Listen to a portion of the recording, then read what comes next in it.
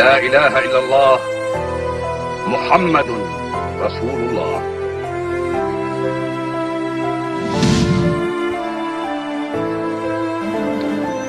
Diceritakan oleh baginda Rasulullah sallallahu alaihi wasallam bahwa di zaman dahulu kala ada orang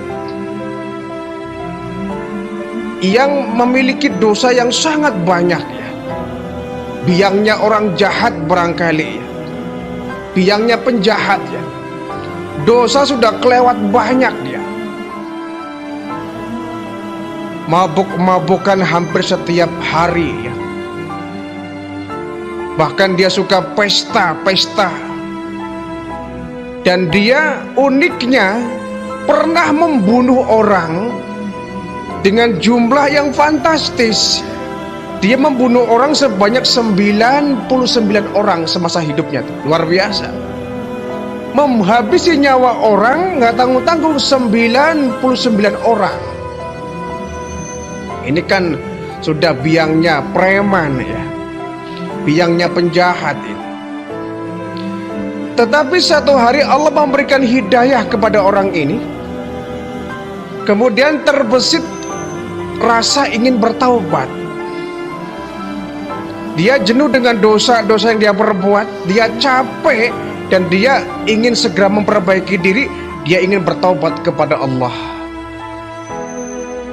Akhirnya suatu hari ini orang mencari seorang rahib ya, seorang katakanlah ulama lah ya, seorang kiai kalau zaman sekarang. Dia mencari seorang kiai, seorang pendakwah, seorang ulama yang dia ingin berkonsultasi. Dicarilah seorang kiai, dapat. Dia menghadap ke kiai, kemudian dia ngobrol. Pak Kiai, iya. Saya datang ke sini ingin berkonsultasi. Boleh, ada apa? Pak Kiai, mungkin jujur ya, saya ini orang paling kotor mungkin ya. Saya mungkin orang yang paling banyak dosanya di permukaan bumi ini. Saya orang yang paling parah. Saya orang yang paling banyak kesalahannya di mata Allah mungkin. Lalu mau apa kamu? Saya ingin bertaubat kepada Allah. Memangnya dosamu sebanyak apa? Pak Kiai, pokoknya semua dosa sudah pernah saya lakukan. Bahkan Kiai jangan kaget.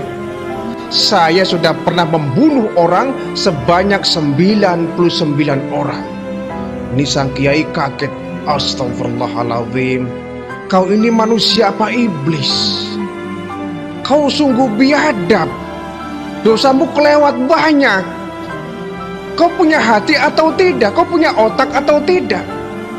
Kau sudah berbuat dosa semakin banyaknya. Taruh di mana pikiranmu? Itu dia Pak Kiai. Saya menyesal. Saya ingin bertaubat kepada Allah. Waduh, repot ini sih. Repot bagaimana? Dosamu kelewat banyak. Repot ini si taubatnya. Iya, tapi kan saya ingin memperbaiki diri Pak Kiai. Kira-kira menurut Anda, menurut Pak Kiai, saya kalau taubat, taubatnya diterima atau tidak? Kayaknya sulit kamu itu. Sulit Pak Kiai? Iya. Kenapa Pak Kiai? Ya, Anda ini manusia biadab. Anda tuh orang yang paling kurang ajar. Anda orang yang paling banyak dosanya. Membunuh orang gak tanggung-tanggung 99. Ini kan sudah kebiadaban yang luar biasa. Percuma dah kamu taubat juga. Terlalu banyak dosamu. Kamu ini biadab. Kamu tuh iblis bukan manusia. Dosa kelewat banyak. Taubatmu gak bakal diterima dah. Jadi omong seperti ini ditunjuk-tunjuk. Ini preman, namanya juga preman ya. Sudah niat baik ingin bertobat, malah ditunjuk-tunjuk, malah dihina, malah dicaci.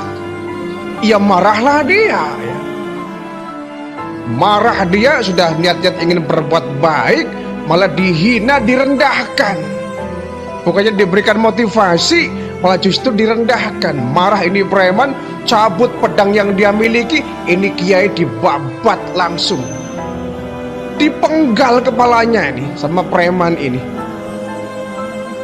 Ini kiai nggak punya hati nurani, kiai nggak punya perasaan. Saya ingin bertaubat, bukannya didukung, malah dihina begini. Nih kiai kurang ajar, kiai model apa ya ini? Saya bunuh saja nih kiai. Dibunuhlah sang kiai tadi. Akhirnya yang dia bunuh bukan lagi 99, sekarang genap 100 orang dia bunuh. Setelah membunuh sang kiai ini, dia pun bergegas pergi dengan niat ingin mencari kiai berikutnya. Siapa tahu dia nemu orang yang bisa memberikan pencerahan, bisa memberikan nasihat. Dia pacu kudanya untuk mencari lagi seorang kiai. Nemu lagi, bertemu lagi dengan seorang rahib, seorang kiai, seorang ulama. Coba dia sudah wanti-wanti, pokoknya ini kiai ini kalau ngomongnya macam-macam lagi saya habisi lagi ini. Dalam hatinya itu. Datanglah Pak Kiai. Iya, saya datang dari kampung yang jauh. Iya, ada apa Mas? Saya ingin berkonsultasi. Konsultasi? Boleh, ada apa? Begini Pak Kiai, Anda jangan kaget ya. Kaget apa? Ya kaget kalau nanti saya ceritakan bahwa betapa rusaknya saya ini. Oh, ceritakan sajalah kenapa. Saya ini sudah banyak dosanya Kiai. Semua dosa sudah saya lakukan Kiai. Minuman keras sudah hampir tiap hari saya minum. Perbuatan jahat semua sudah saya lakukan. Bahkan barusan Kiai, saya telah membunuh salah seorang Kiai. Kau bunuh seorang Kiai? Iya, kenapa dia bunuh? Saya mau taubat ya. Cuma dia bukannya ngasih peneduh jiwa, memberikan nasihat yang baik, dia malah mencaci maki saya bunuh sekalian. Jadi berapa orang yang sudah kamu bunuh? 100 orang Kiai. 100 orang? Iya. Lalu kamu bangga? Tidak Kiai, aku menyesal. Nah, itulah sebabnya aku datang kepadamu, minta pendapat, minta nasihat, saya konsultasi. Apakah kira-kira dosaku sudah kelewat banyak ini, kalau aku bertaubat Allah ampuni apa tidak? Sang kiai ini rupanya hatinya lembut ya. Beda dengan kiai yang pertama tadi, arogan. Ini lembut. Lembut. Mas, kalau Anda memang ingin bertobat kepada Allah, lakukan. Kira-kira diterima nggak Pak Kiai? Taubat saya pasti diterima. Oh begitu? Iya. Bukan cuma Anda, saya juga banyak dosanya. Semua manusia berpotensi berbuat dosa. Berapapun dosa yang kita kerjakan, kalau kita taubat kepada Allah, Allah pasti akan menerima taubat kita. Jangankan cuma 100 orang yang Anda bunuh, 1000 orang yang Anda bunuh, kalau Anda bertaubat kepada Allah, menyesali perbuatan Anda dan tidak akan diulangi lagi, taubat kepada Allah, Allah pasti akan mengampuni dosa Anda. Begitu Kiai? Iya, lakukanlah. Allah Maha Rahman, Allah Maha Rahim, betapa luas rahmahnya Allah. Allah menunggu manusia yang bertaubat kepadanya. Jadi Anda jangan ragu-ragu, taubatlah kepada Allah dan lupakan semua dosa yang pernah kamu lakukan. Berbaik sangkalah kepada Allah, buka lembaran baru, dan jangan pernah dosa masa lalu Anda lakukan lagi. Kalau itu Anda kerjakan, Allah pasti akan menerima taubat Anda. Wah, ini preman ini dapat penyejuk jiwa nih, adem dia. Ini orang bener ini dalam hatinya. Ini yang saya cari, orang yang seperti ini. Bukan kiai yang pertama tadi arogan. Baik Kiai, kalau memang itu menurut Anda tobatku akan diterima, pasti akan saya kerjakan itu. Silakan. Dia taubat kepada Allah, niat tulus ingin memperbaiki diri. Terus Kiai, kira-kira apa yang sekarang saya harus lakukan? Nah, kau bertaubat, pergilah kau ke sana. Di kampung situ ada tempat ibadah. Di sana banyak orang ramai tiap hari melaksanakan ibadah. Pergilah kau ke sana, sujud di hadapan Allah, bertaubat.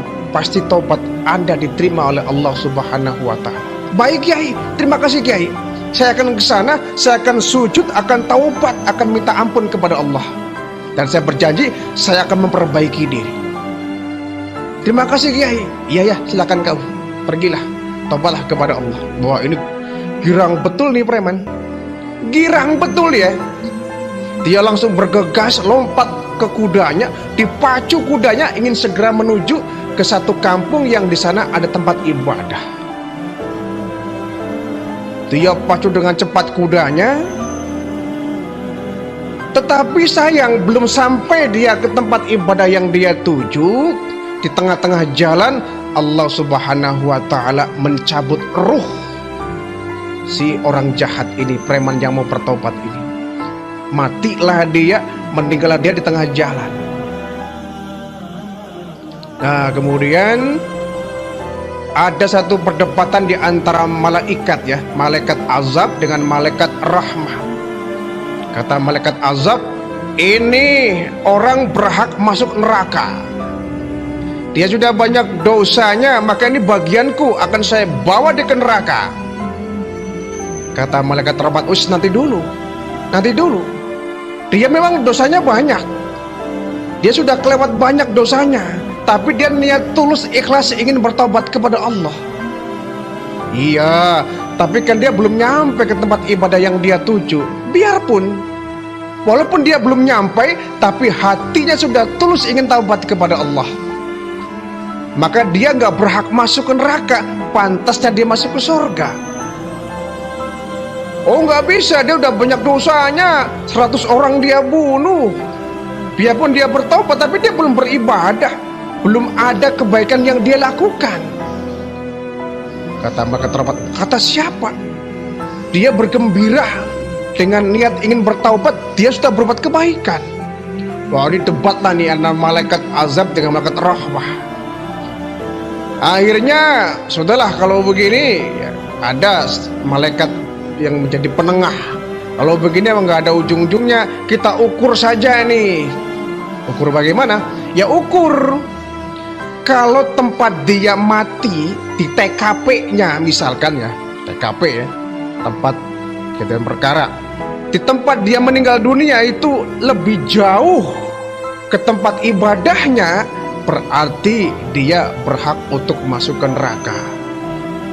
Tapi kalau tempat meninggalnya dia lebih dekat kepada tempat ibadah yang dia tuju, maka dia berhak mendapatkan ampunan dari Allah dan dia berhak mendapatkan surga.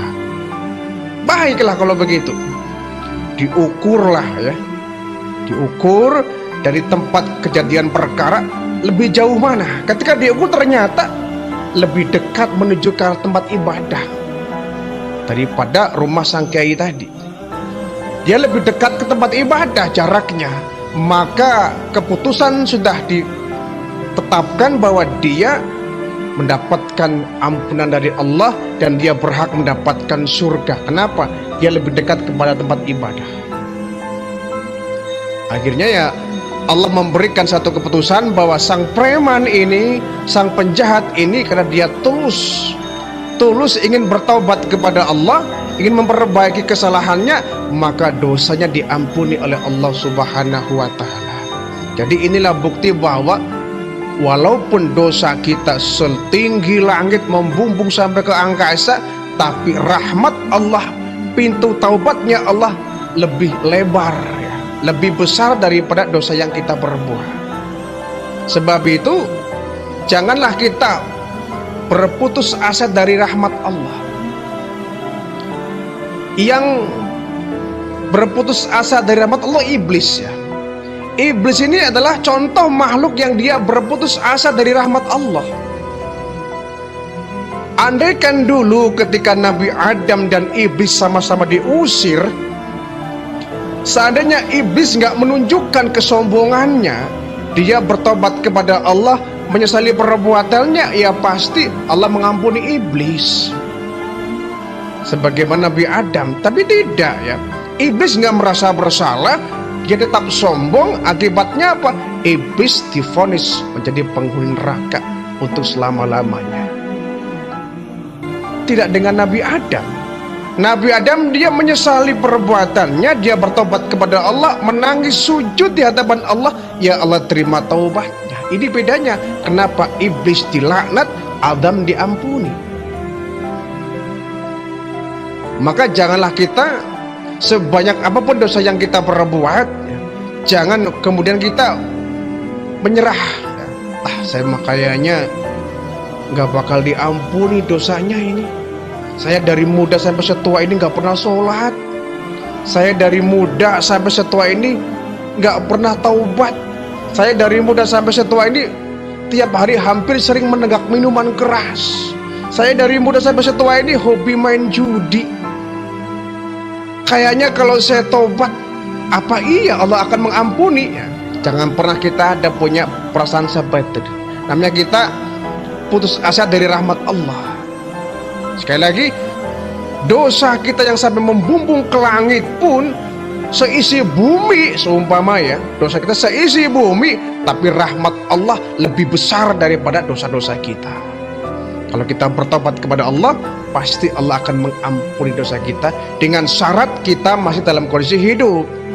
Tapi kalau kita sudah dalam kondisi sakratil maut, disitulah pintu taubat ditutup oleh Allah Subhanahu wa Ta'ala.